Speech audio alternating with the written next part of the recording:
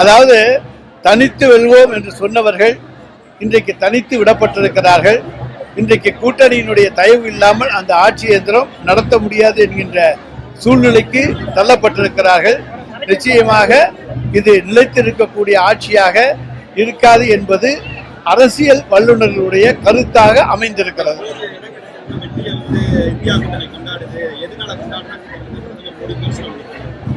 India கூட்டணிக்கு கிடைத்திருக்கிற வெற்றி என்பது மிக மகத்தான வெற்றியாகும்.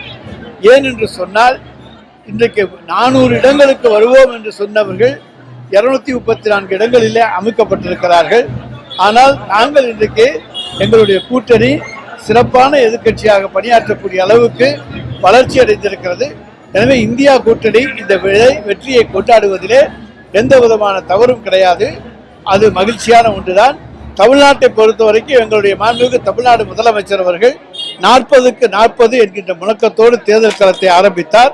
அந்த தேர்தல் களத்திலே 40க்கு 40 என்கின்ற சபதத்தை இன்றைக்கு தமிழகத்தை நாங்கள் நிறைவேற்றி இருக்கிறோம்.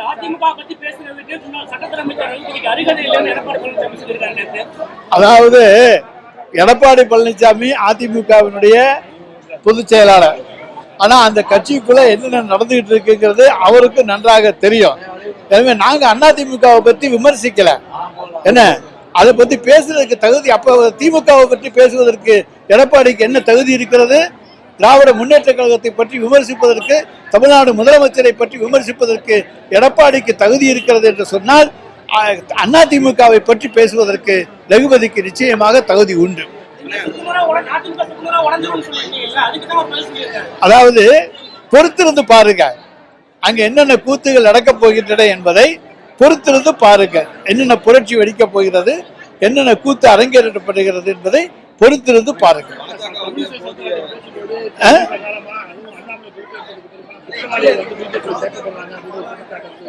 நீங்க சொல்ற சரியா காதுல கேட்கல.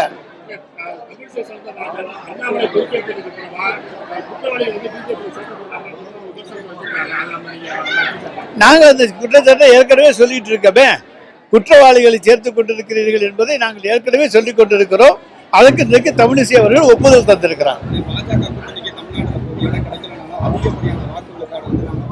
அது பாட்டாளி மக்கள் கட்சி, தோழமை கட்சிகளுடைய வாக்குகளை சேர்த்து வாங்கி இருக்கிறார்களே தவிர தனித்து பாஜகவினுடைய வாக்குகாக நாங்கள் அதை கருதவில்லை.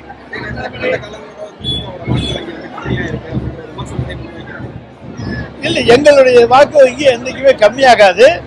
எங்களை பொறுத்த வரைக்கும் ஓட்டுகள் சிதறி இருக்கின்றனவே தவிர நிச்சயமாக திராவிட முன்னேற்ற கழகம் போன வாட்டை வாங்கின வாக்குகளைத்தான் வாங்கி இருக்கிறோம். ஆனால் போன வாட்டை 24 இடங்களில் நின்றோம். இந்த முறை 22 இடங்களில் இருக்கிறோம். அதனாலதான் அதை பர்சன்டேஜை கணக்கு பண்றாங்க.